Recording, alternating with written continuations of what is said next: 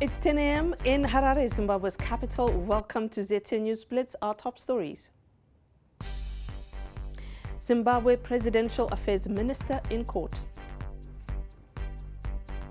Government and workers in crucial salary talks. Iraqi president promises to hold snap elections following renewed protests. And in sport, ZIFA sent SOS for funding ahead of AFCON qualifiers. Zimbabwe's Minister of Presidential Affairs, Joram Gumbo, is expected to appear in court this morning. Gumbo was arrested yesterday by the Zimbabwe Anti-Corruption Commission on charges of criminal abuse of office.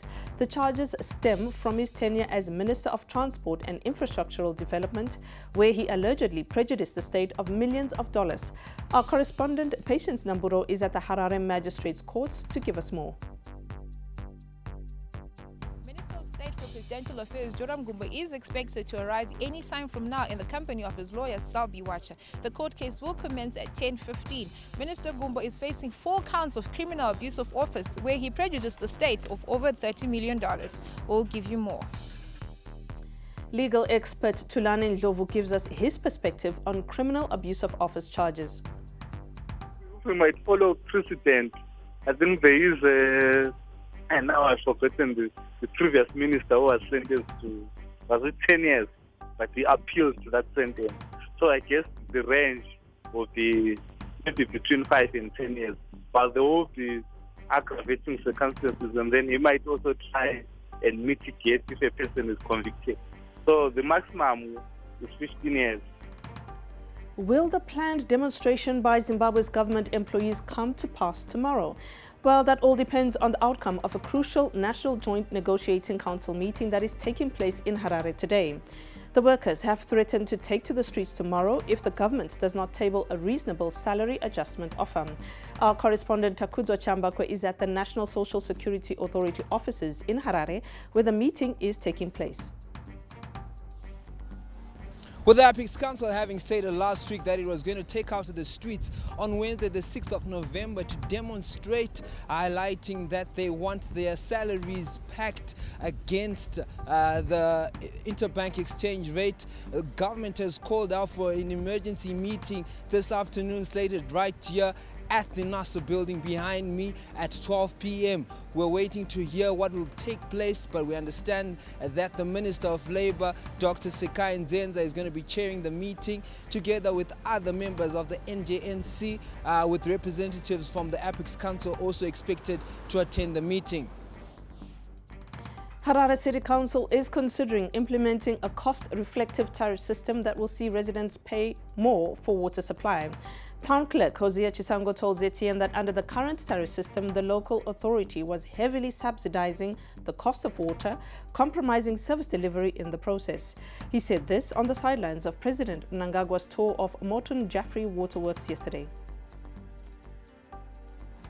From previous years, our budget on the water has been regulated a lot by the Ministry of Local Government. The figures that we suggest, there would always be another figure. But currently, we have engaged government and they've said we should cost recover from the treatment. So we'll be looking at having those tariffs that can recover the cost of treatment. We were selling at 80 cents per cubic meter, which we have increased for the months of October to December to between 6 and 7. Iraqi President Barham Salih has promised to hold snap elections and to alter the electoral law, allowing people under 35 to run for parliament.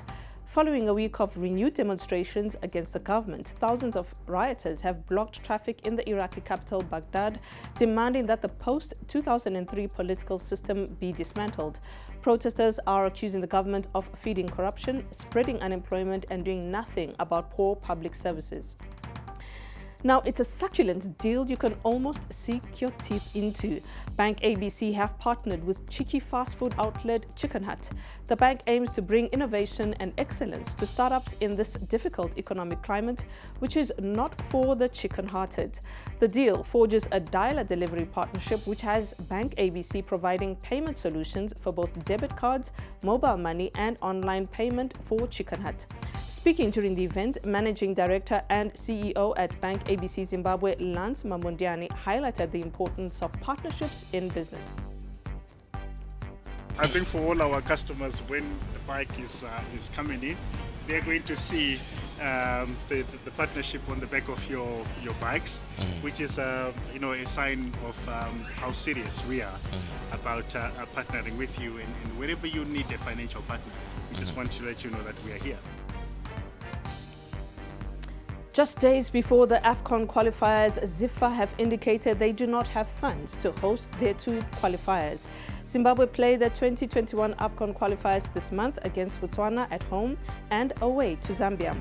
The association's acting vice president Philemon Machana says they do not have the capacity ahead of Sunday camping. The Zimbabwe team is set to take part in the 10th anniversary of Japanese Ambassadors Karate Tournament. The tournament will be played from 9 to 10 November and Sensei Snyder Adam is leading the country's delegation. Zimbabwe's participants at karate tournaments have on most occasions represented the country with distinction. Shihan Samson Muripo is the current full-contact karate world champion. And that's all we had for you on ZTN News Blitz. Catch Blessing at 1 p.m. Thanks for watching.